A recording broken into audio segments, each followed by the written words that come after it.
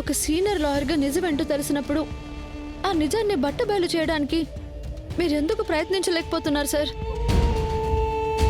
ఆ అనగాదేవి ముందు చట్టాలు, పోలీసులు, కోర్టులు వీళ్ళందరూ ఎందుకు తల వంచుకుంటున్నారు? సార్, మీరేం చేస్తారో నాకు తెలియదు సార్. దయచేసి మాకు న్యాయం చేయండి. ఆ పొలంలో గుడి కట్టిస్తామని మా నాన్నకి మాటిచ్చాం. ఊరుకో, ఎమోషనల్ అవ్వకు రామా. నేను అర్థం చేసుకోగలను. ఒక తండ్రికి అతన్ని దేవుడిగా ఆరాధించే ఊరిలోనే అవమానం జరిగిందంటే ఏ కూతురైనా ఇలాగే మాట్లాడుతుంది. నేను కూడా ఒక తండ్రినే కదా. కానీ మీరు ఒక లాయర్తో మాట్లాడుతున్నారన్న విషయం మర్చిపోకండి.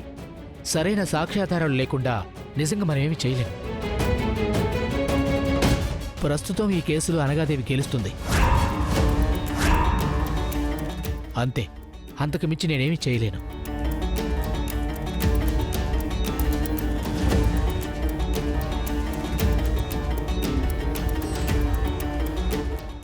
రామా, ఇప్పుడేం చేద్దాం?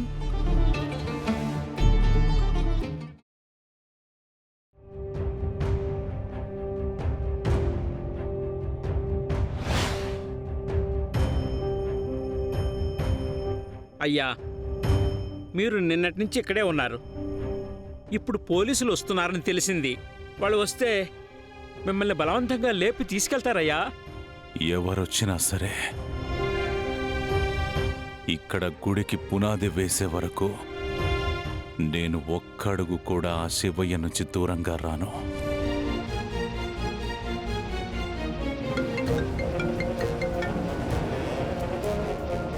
వాళ్ల తరపునెవరూ మాట్లాడడానికి ముందుకు రాలేదు మేడం. ప్రస్తుతానికి కేసు మనకి ఫేవర్గానే ఉంది. మరి ఆ పిల్ల కొంకల సంగతి ఏంటి? వాళ్ళేం చేస్తారు మేడం? మీరొక్క చూపు చూస్తే మీ చుట్టుపక్కల కూడా కనిపించకుండా పారిపోయేంత పిరికివాళ్ళు మేడం. వాళ్ళ గురించి మీరేం పట్టించుకోకండి. గుడ్. నేను పొలం దగ్గరకు వెళ్తున్నాను. నువ్వు అక్కడ జరిగేదంతా నాకు అప్డేట్ చేస్తూ ఉండు. అలాగే మేడం.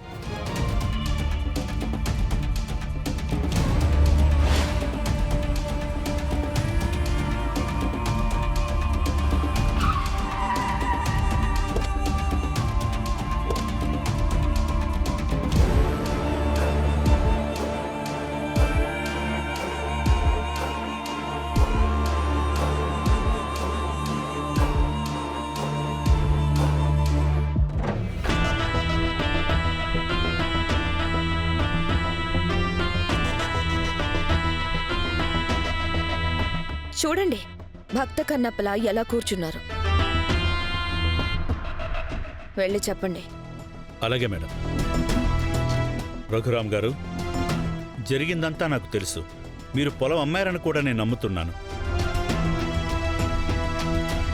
కానీ ఇప్పుడు ఆవిడ దగ్గర ఒరిజినల్ డాక్యుమెంట్స్ ఉన్నాయి. వాటిలో మీ సంతకాలు కూడా ఉన్నాయి. అవన్నీ నేనే పెట్టానని మీరు నమ్ముతున్నారా ఎస్పీ గారు? నమ్మాల్సి వస్తుంది. నేనే స్వయంగా ఎంఆర్ఓ ఆఫీస్కి కాల్ చేసి మాట్లాడాను.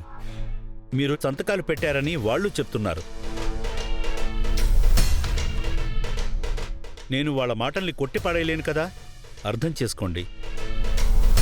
అంటే మీరు కూడా శివలింగాన్ని ఇక్కడి నుంచి తీసేయాలని అంటున్నారా? ఇది ఒకరిద్దరికి సంబంధించిన విషయం కాదమ్మా.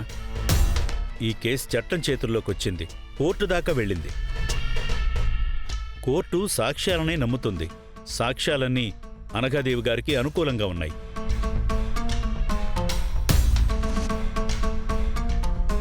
మీరు ఈ కేసు గెలిచే అవకాశమే లేదమ్మా.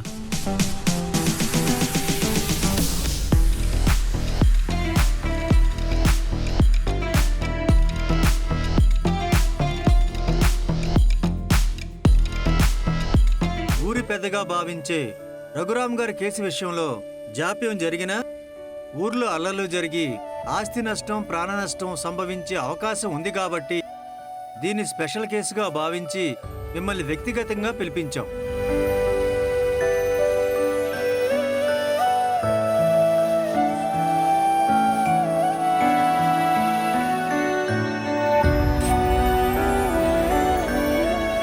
ఈ కేసు వాదించే వాళ్ళెవరు? మా నాన్న కేసు మేమే వాదించుకుంటాం సార్. ఓకే. అవును సార్, మా నాన్న అయోధ్యలంక ముద్దు బిడ్డ. మా ఊళ్ళో ఉన్న వాళ్ళందరికీ బంధువు. మా ఊరి యోగక్షేమాలు ఆయన బాధ్యత. ఊరి సేవ ఆయన లక్ష్యంగా బ్రతుకుతున్నారు. అదృష్టమో శివయ్య అనుగ్రహమో కానీ మా పొలంలో శివలింగం పడింది. ఆ మరుక్షణమే అక్కడ గుడి కట్టాలన్నది మా పెదనాన్న నిర్ణయం. కానీ అంతకన్నా ముందే ఎన్నో ఏళ్లుగా మా అనగాదేవి అత్తయ్య అదే పొలాన్ని కావాలనడం, మా నాన్న కుదరదు అని చెప్పడం జరుగుతూనే ఉంది. ఇప్పుడు ఎలాగైనా సరే ఆ పొలాన్ని దక్కించుకోవాలని వచ్చింది. ఎలా ప్లాన్ చేసిందో ఏమో తెలీదు కానీ మా ఇంట్లో ఒరిజినల్ డాక్యుమెంట్స్ ఆవిడ చేతికి వచ్చేలా చేసుకుంది.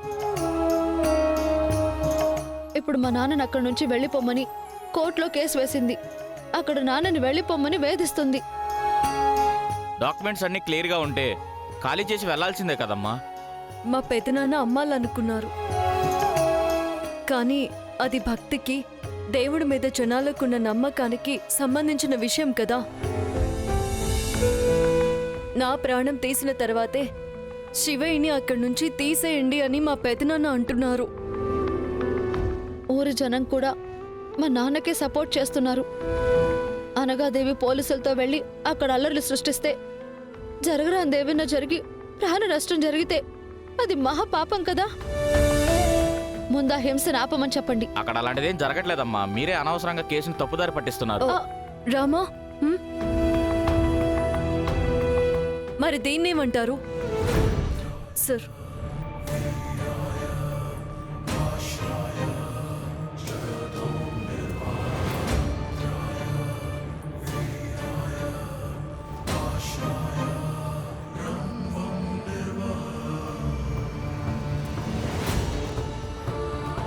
ప్లీజ్ సార్, దయచేసి సాక్ష్యాధారాలు సంపాదించేంత వరకు మాకు కొంత టైం ఇచ్చి అక్కడ ఎలాంటి అల్లర్లు జరగకుండా చూసుకోండి. మీ వాదనలో నిజాయితీ ఉందని నేను నమ్ముతున్నాను. కాబట్టి నేను ఈ కేసుని వచ్చే నెల 15వ తేదీకి వాయిదా వేస్తున్నాను.